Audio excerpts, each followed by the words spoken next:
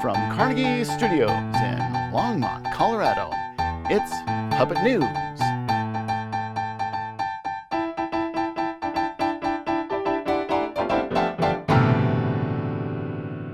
Good evening. I'm Herman Hansen, and I'm ethnically ambiguous.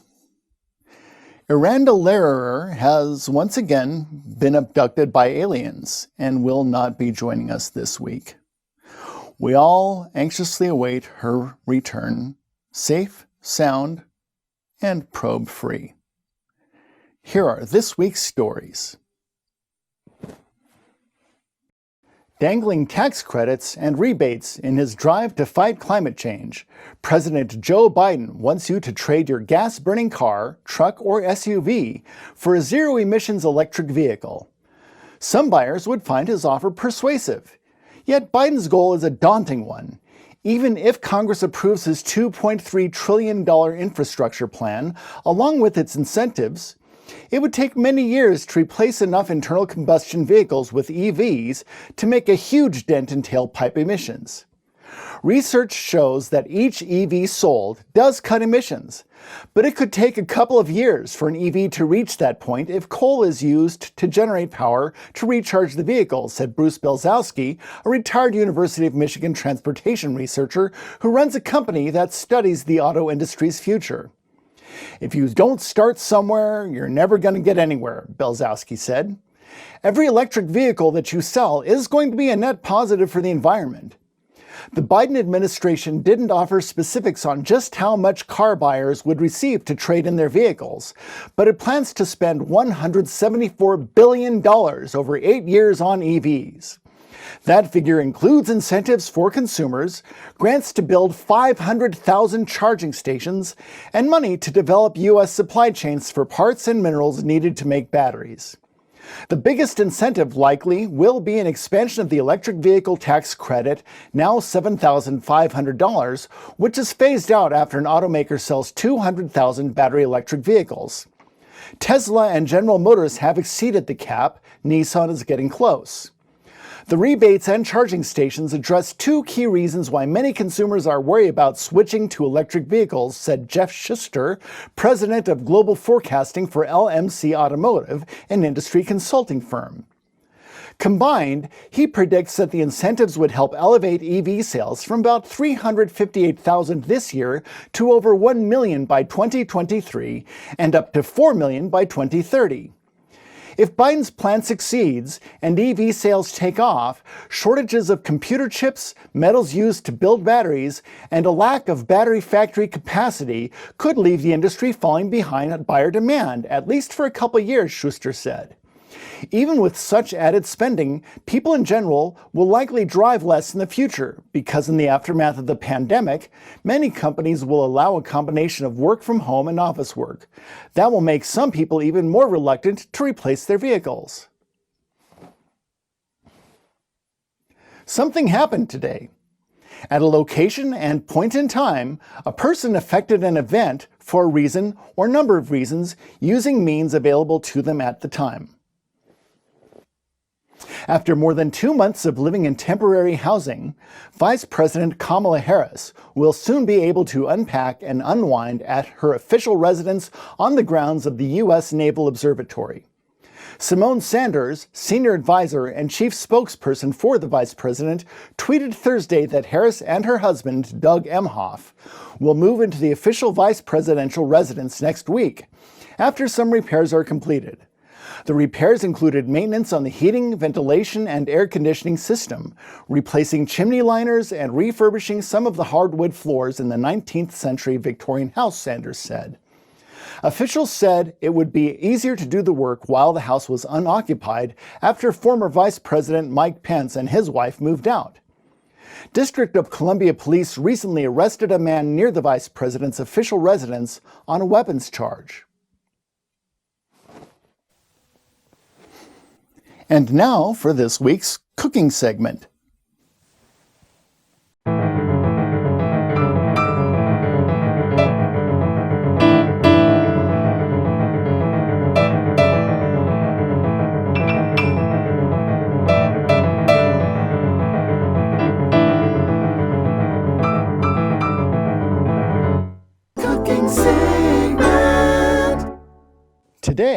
Our celebrity chef is none other than the internationally renowned and celebrated Chef Jasper from Casper.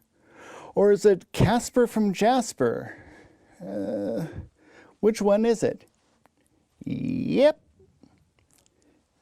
Okay, I see. Well, so how shall I address you? Address me? What do I look like, a fed Xbox or something? What are you, stupid in your head? It's a possibility. Okay, so Chef Jasper, Jasper, what will you be making for us today? Well, today's speciality is going to be Rocky Mountain oysters tartare. Just for our viewers who may not be familiar, Rocky Mountain oysters are the organ meat harvested from the reproductive organs of a steer. It's balls nuts! Balls nuts! Don't be such a snowflake about it. Tell the people the truth. That's the problem with you snowflake media types. Just tell it like it is. It's balls nuts, yeah. And it ain't no steer neither. You can't get the balls off a steer because the ranchers already beat you to it. It's balls nuts, snowflake. Okay, I see. Well, and tell us about the tartare element. How do you go about, well, the whole thing with the tartare is it ain't cooked. So you gotta get it fresh as you can. Well, I expect there ain't nothing fresher than, well, you just gotta get you right up in there. And by that you mean, yep, I'm gonna sneak up behind that doggy, and before he knows it, I'm gonna face plant right in there with my chompers ahead of me and just start munching away. You have got to be joking. If I'm a joking, I'm a choking. Yeah, you know what, I don't think our insurance covers this sort of thing. Chef, I'm sorry, but I'm going to have to ask you to consider maybe something else. Oh, look, here comes one now. Let's get right up in there and chomp on that doggy. Wait, what are you? No, come back. Oh, for the love of, oh my God, he's doing it.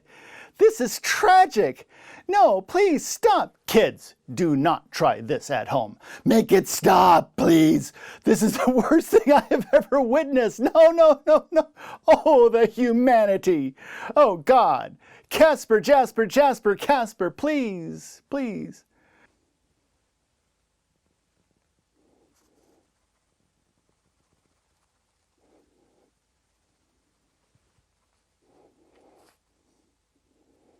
Oh, God, Casper, are you all right?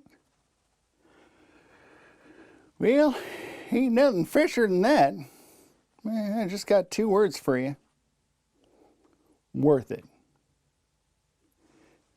And I have just 2 words for you. Get out.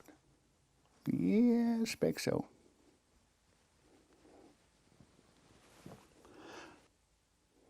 Ladies and gentlemen, I am so sorry. I promise you, nothing like that will ever happen again. Let's get back to the news. I'm Herman Hansen, and I promise nothing bad will ever happen again.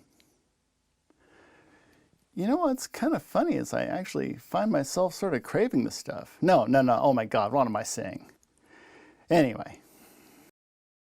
Some Alaska Costco shoppers said they've had their groceries stolen by ravens in the store parking lot. Matt Llewellyn said he was packing his groceries into his car in the parking lot of an Anchorage Costco when ravens swooped down in to steal a short rib from his cart, the Anchorage Daily News reported Friday. I literally took 10 steps away and turned around.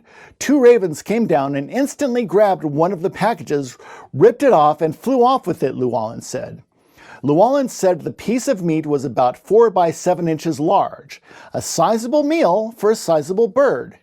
They know what they're doing. It's not their first time, Llewellyn said. They're very fat, so I think they've got a whole system there. And once he got back home, he noticed that one of the ravens had taken a poke at another rib, but did not rob it. I cut that meat out and I started marinating it, and my wife said, "That's gross. We should take it back," Llewellyn said.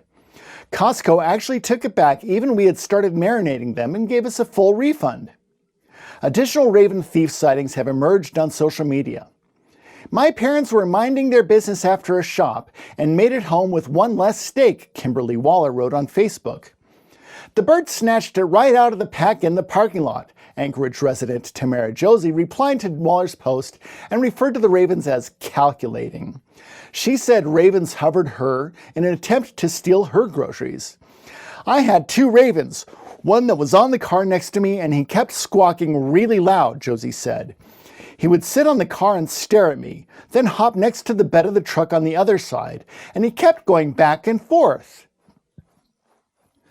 The other raven was on the ground. He kept trying to pull. I had these little mini melons you have in the mesh baggies. He kept trying to grab the netting and pull my melons off the cart. A raven started to fly in a circle around Josie until she got them to scram. He was waiting for another opportunity to grab the melons off the cart, but they were never deterred, she said. They just stayed posted, waiting for their next opportunity to steal something out of my cart. They are very dedicated to their mission, she added. A manager at an Anchorage Costco declined to comment to the newspaper about the raven thieves. The Anchorage Audubon Society tallies the raven population every December. The group reported 923 common ravens in 2018, 621 in 2019, and 750 birds in 2020. Rick Sinnott, a former wildlife biologist with the State Department of Fish and Game, said hundreds of ravens fly to Anchorage in the winter for food. After winter turns to spring, most of the ravens leave, Sinnott said. But before they do, the ravens stick around to pluck assorted meat, fruit, and vegetables. For years, decades, they've watched people in the parking lots of grocery stores with all this food, Sinnott said. They know what a piece of fruit looks like in a grocery cart because they've seen it on the ground or seen it in a garbage can. A piece of the Wright brothers' first airplane is on Mars. NASA's experimental Martian helicopter holds a small swatch of fabric from the 1903 Wright Flyer, the space agency revealed Tuesday. The helicopter, named Ingenuity, hitched a ride to the Red Planet with the Perseverance rover arriving last month. Ingenuity will attempt the first powered, controlled flight on another planet no sooner than April 8. It will mark a Wright brothers moment, noted Bobby Brown, director for planetary science at NASA's Jet Propulsion Laboratory.